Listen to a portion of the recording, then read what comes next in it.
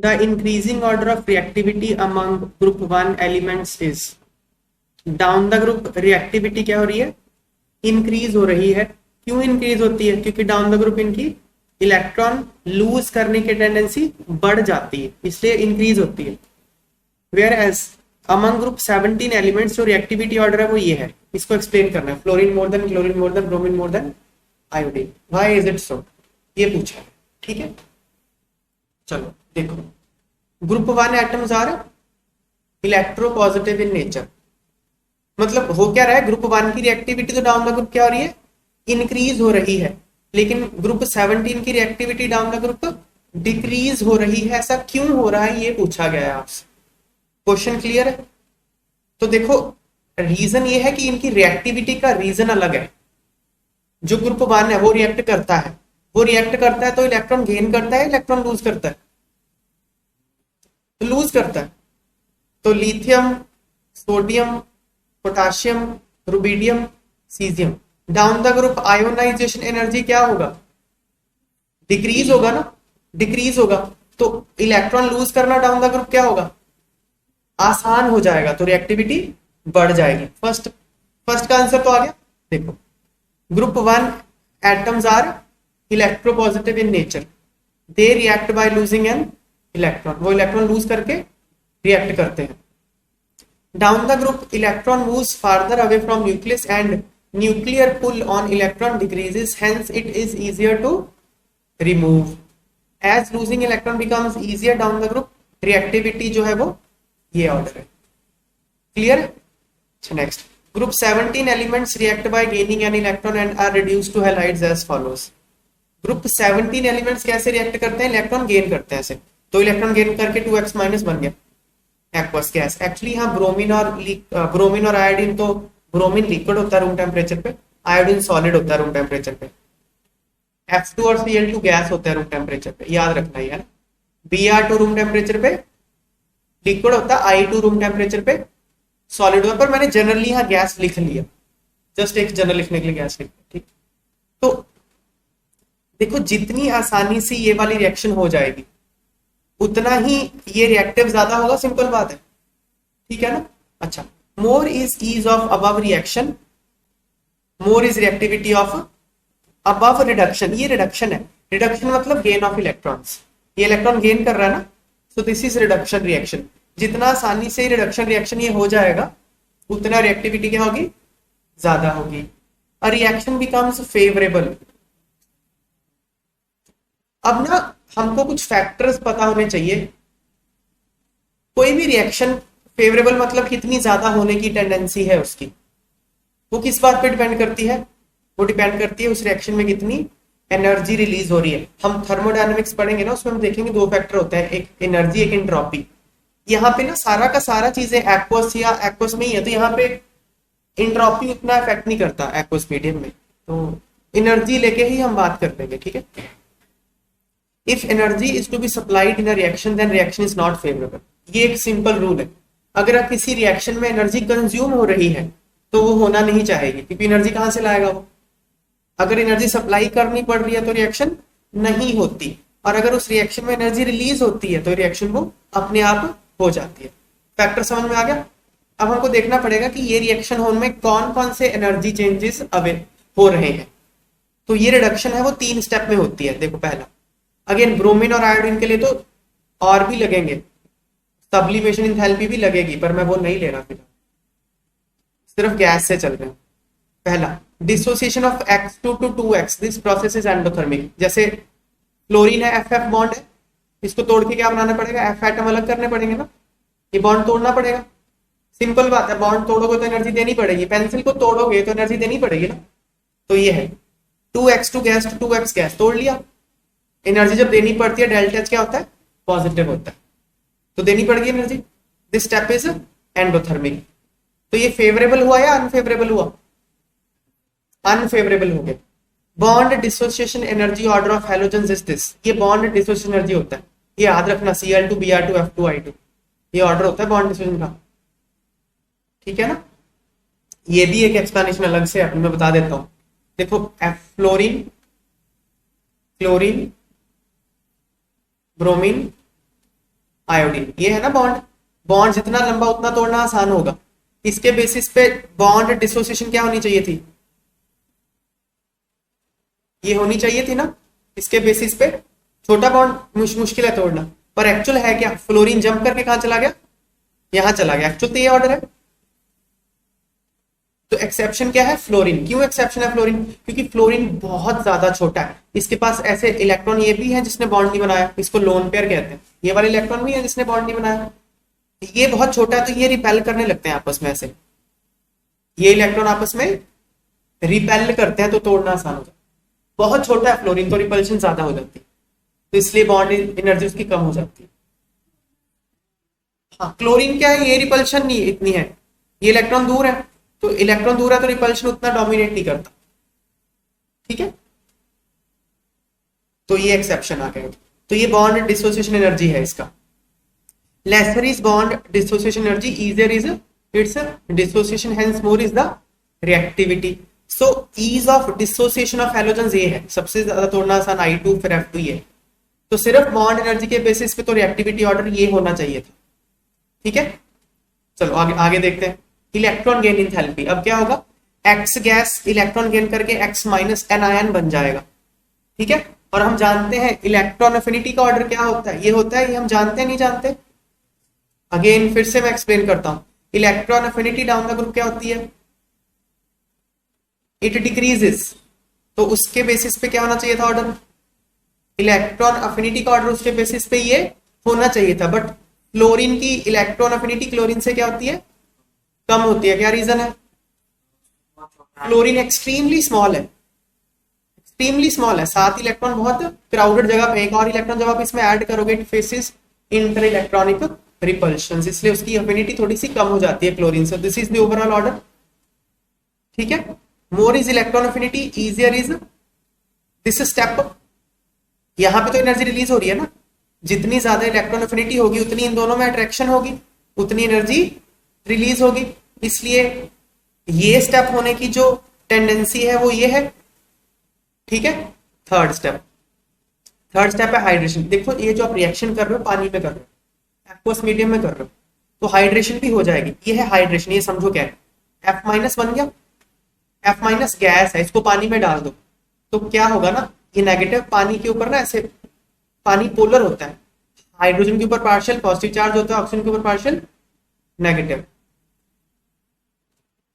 समझ में आई बात,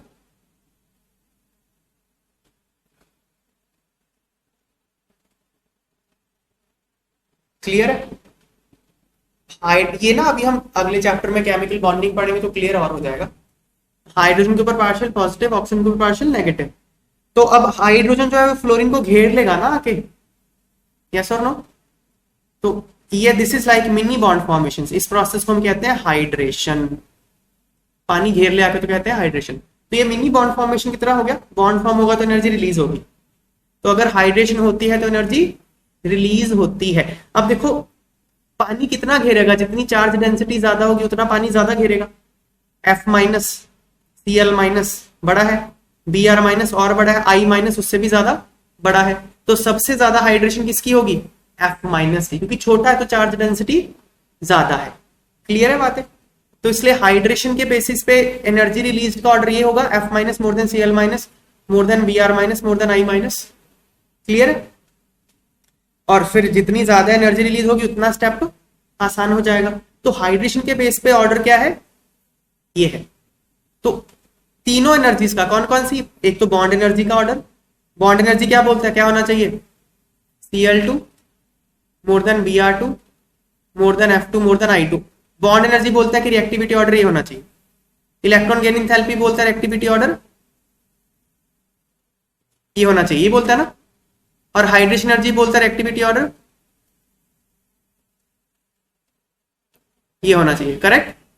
आप क्या करोगे, इन तीनों का कंसिडरेशन करोगे। इन तीनों का जो मिक्सचर है वो क्या बोलता है, ओवरऑल एनर्जी कंसिडरेशन इन तीनों स्टेप का ये बना देता है रिएक्टिविटी ऑर्डर। क्लियर बात है।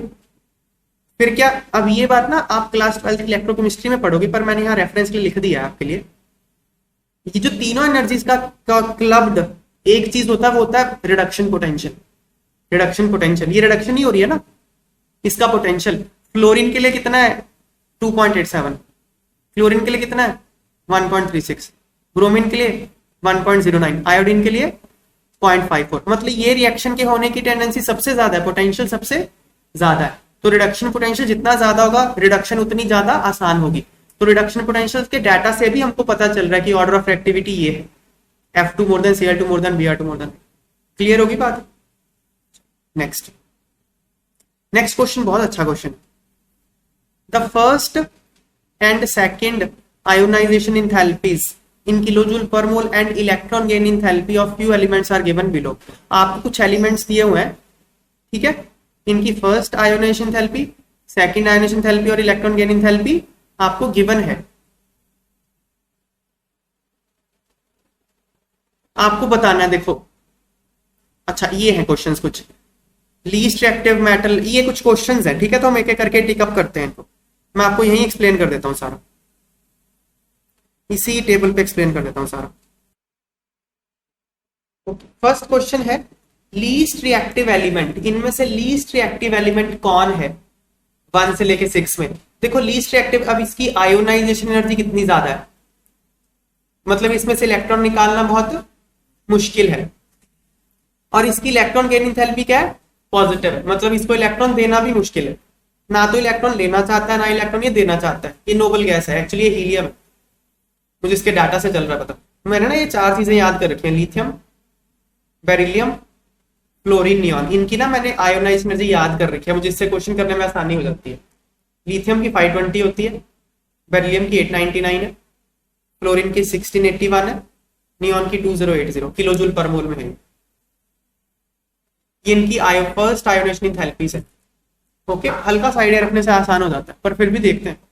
अब ये हीलियम क्यों है, क्योंकि नियॉन से ज्यादा इसकी है ना आयोनाइजेशन एनर्जी, नियॉन से ज्यादा हीलियम की हो सकती है।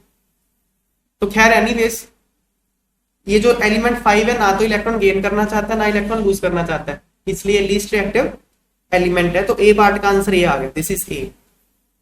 Clear, least reactive element. अगला क्वेश्चन है मोस्ट रिएक्टिव मेटल, मेटल सबसे ज्यादा रिएक्टिव मेटल कौन है। सबसे ज्यादा रिएक्टिव मेटल जानने के लिए सबसे पहले तो ये देखो मेटल कौन है इनमें से। मेटल कौन होगा जिसकी फर्स्ट आयोनाइजेशन एंथैल्पी क्या होगी, कम होगी, वो मेटल्स होंगे। तो फर्स्ट आयोनाइजेशन एनर्जी कम किस किसकी हो रही है यहाँ पे, 1, 2 और 6, इनकी तो कम है ना फर्स्ट आयोनाइजेशन एनर्जी। ओके, तो ये मेटल्स हो सकते हैं, ठीक है ना। तो लेकिन सबसे ज्यादा कम किसकी है, सेकंड की, तो इसलिए वो सबसे ज्यादा रिएक्टिव है। क्योंकि मेटल कैसे रिएक्ट करेंगे, बाय लूजिंग इलेक्ट्रॉन, मेटल तो इलेक्ट्रॉन लूज करके रिएक्ट करेगा ना। तो सबसे आसानी से कौन लूज करेगा, जिसकी आयोनाइजेशन एनर्जी कम है, तो वो सेकंड है। So this is most reactive metal, B आ जाएगा ये। Clear. Third most reactive non metal. अब नॉन मेटल क्या होता है, जो इलेक्ट्रॉन आसानी से गेन करे, वो नॉन मेटल होता है। तो जिसकी इलेक्ट्रॉन गेन एंथैल्पी सबसे ज्यादा नेगेटिव होगी वो आसानी से गेन करेगा इलेक्ट्रॉन, वो कौन है इसमें से, थर्ड। तो third is most reactive non metal. फिर लीस्ट रिएक्टिव नॉन मेटल, पहले तो ये देखो नॉन मेटल है कौन, 1, 2 और 6 तो मेटल्स है, ये नोबल गैस हो गई है ना। बचा क्या, 3 तो हो गया ना मोस्ट रिएक्टिव, हाँ 3 और 4 नॉन मेटल्स है, ये नॉन मेटल्स है, ये नॉन मेटल, ये मेटल हो गया, मेटल हो गया, मेटल हो गया, ये तो नोबल गैस ही हो गया। तो 3 तो मोस्ट रिएक्टिव नॉन मेटल है, तो ये क्या हो गया, least reactive non metal. Non metal है कैसे पता चल रहा है, इसकी इलेक्ट्रॉन गेन एंथैल्पी काफी नेगेटिव है, -290, ये नॉन मेटल होता है, ठीक है। तो ये आ गया डी। क्लियर। अगला part, a metal which can form stable binary halide of formula mx2। mx2 बनाए मतलब m2 पॉजिटिव और x नेगेटिव, मतलब ग्रुप 2 का होना चाहिए वो, मेटल ग्रुप 2 का होगा तब तो। ग्रुप 2 का कौन होगा, मतलब देखना पड़ेगा आपको ग्रुप 2 का कौन होगा। देखो सेकंड आयोनाइजेशन एनर्जी आपको आइडिया दे देगी इसमें। ग्रुप 2 की सेकंड आयोन, यहां इस पूरे प्रोसेस में सेकंड आयोनाइजेशन एनर्जी सबसे कम किसकी है, इसकी। तो ये ग्रुप 2 का मेटल, ठीक है ना बात है, क्योंकि इसकी सेकंड आयोनाइजेशन एनर्जी कम है। देखो मेटल 3 थे, ये और ये, ऐसी था ना, मेटल 3 थे ना, जैसे आप देखो सोडियम और मैग्नीशियम, ये क्वेश्चन भी आया था सोडियम और मैग्नीशियम का। इस मैग्नीशियम सोडियम की फर्स्ट आयोनाइजेशन एनर्जी कम है लेकिन सेकंड ज्यादा है, नहीं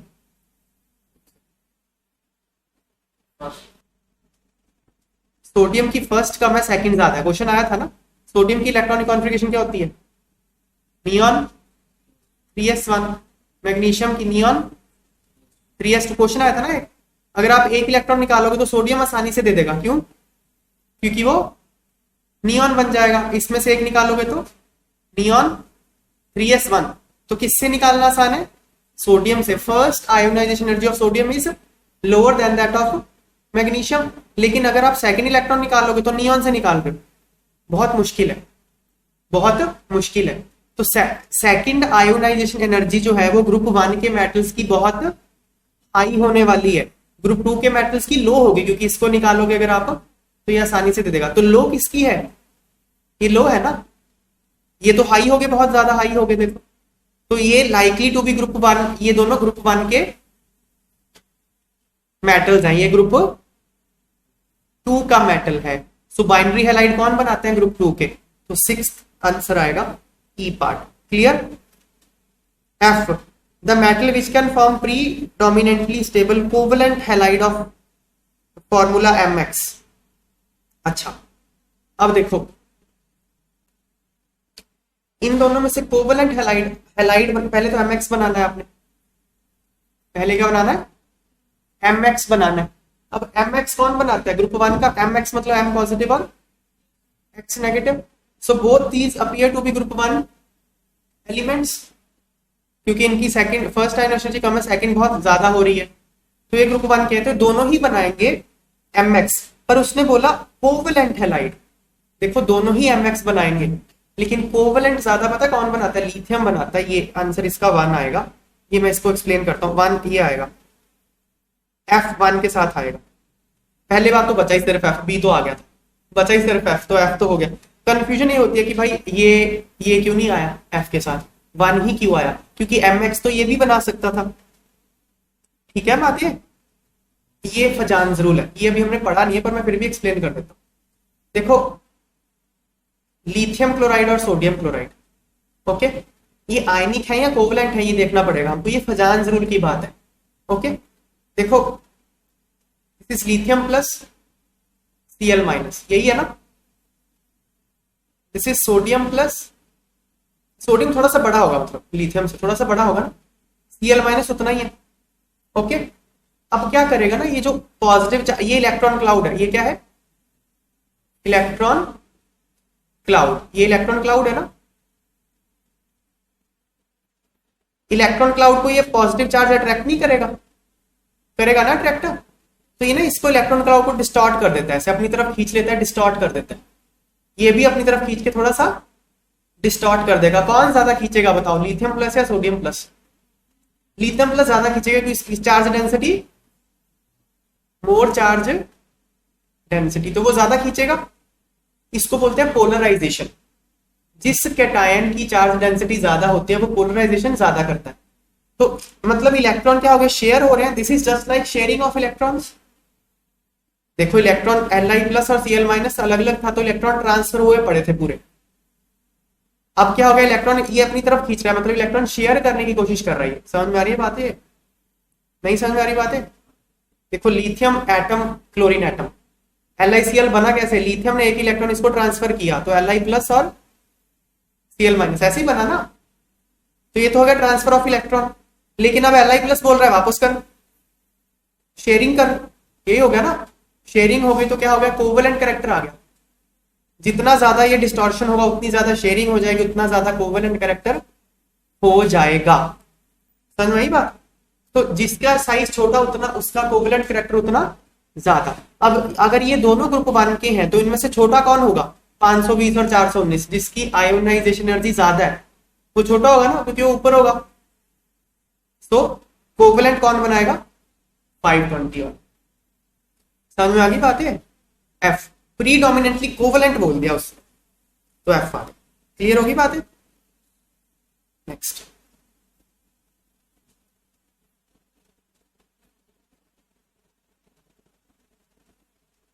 anything that influences the valence electrons will affect the chemistry of the element.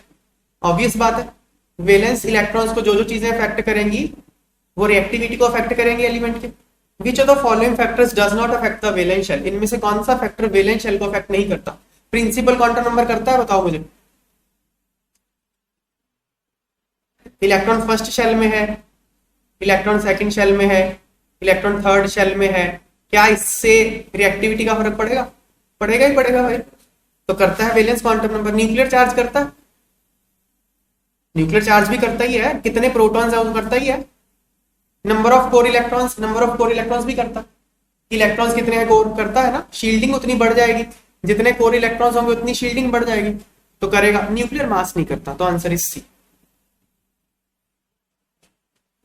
Next, consider the elements fluorine, chlorine, oxygen and nitrogen. The correct order of their chemical reactivity in terms of oxidising property is. इनकी oxidising property के basis पे आपको बताना, ठीक है। Oxidising property क्या होता है? सामने वाले को ऑक्सीडाइज करे। पहले तो इसको यही समझो कि ऑक्सीडाइजिंग प्रॉपर्टी है क्या। सामने वाले को ऑक्सीडाइज करना है। ऑक्सीडेशन क्या होती है? लॉस ऑफ इलेक्ट्रॉन, है क्या नहीं? अगर कोई चीज इलेक्ट्रॉन लूज कर दे तो हम बोलेंगे कि वो ऑक्सीडाइज हो गई। जैसे मान लो A becomes A positive and E negative, B become B, ऐसे गेन करता है, इलेक्ट्रॉन गेन करके बी नेगेटिव बन गया। ओवरऑल रिएक्शन क्या हो गई? A plus B becomes A positive plus B negative. इस प्रोसेस में हुआ क्या है? ए ने अपना एक इलेक्ट्रॉन इसको चिपका दिया, चिपका दिया ना, तो ऑक्सीडाइज कौन हो गया? ए हो गया ऑक्सीडाइज। ए ऑक्सीडाइज क्यों हुआ? क्योंकि बी ने इलेक्ट्रॉन ले लिया, तो ये हो गया ऑक्सीडाइजिंग एजेंट। ठीक है ना बात? B is oxidising agent because it is helping A to get oxidised. तो ऑक्सीडाइजिंग एजेंट की क्या प्रॉपर्टी होनी चाहिए? कि वो आसानी से इलेक्ट्रॉन ले ले। जो जितना आसानी से इलेक्ट्रॉन गेन करेगा वो बेटर ऑक्सीडाइजिंग एजेंट होगा। समझ में आ गई बात है? तो in terms of oxidising property कहना वो ये चाह रहा है in terms of tendency to gain electron.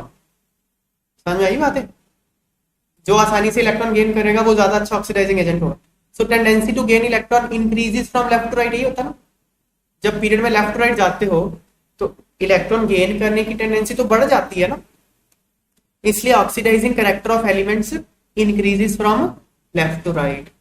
तो इसके बेसिस पे फ्लोरीन, ऑक्सीजन, नाइट्रोजन का ऑक्सीडाइजिंग कैरेक्टर तो ये होगा ना, F more than O more than N। Nitrogen यहाँ आता है, ऑक्सीजन यहाँ, फ्लोरीन यहाँ, तो इधर जाने पे बढ़ेगा ऑक्सीडाइजिंग कैरेक्टर। तो ये हो गया। यहाँ तक क्लियर है? Okay. Tendency to gain electron decreases down the group. Group में नीचे आते हो तो इलेक्ट्रॉन गेन करने की टेंडेंसी क्या होती है? कम, कम हो जाती है ना। दस द ऑक्सीडाइजिंग कैरेक्टर क्या होता है? डिक्रीज होता है।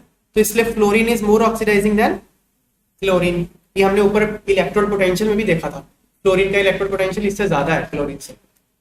ऑक्सीडाइजिंग प्रॉपर्टी ये देखा ना ऊपर हमने, अभी तो देखा ऊपर, क्वेश्चन ही था पूरा एक। तो फ्लोरीन ज्यादा रिएक्टिव है क्लोरीन से, ऑक्सीडाइजिंग पावर इसकी ज्यादा है फ्लोरीन की क्लोरीन से। चलो फिर क्या, अब बचा ऑक्सीजन और क्लोरीन में। As oxygen is more electronegative than chlorine, chlorine और ऑक्सीजन में कौन ज्यादा इलेक्ट्रोनेगेटिव है? ऑक्सीजन। इसलिए ऑक्सीजन की ऑक्सीडाइजिंग प्रॉपर्टी क्लोरीन से ज्यादा होती है। तो ओवरऑल ऑर्डर क्या आता है? Fluorine more than oxygen, more than chlorine, more than nitrogen. Option B आ गया।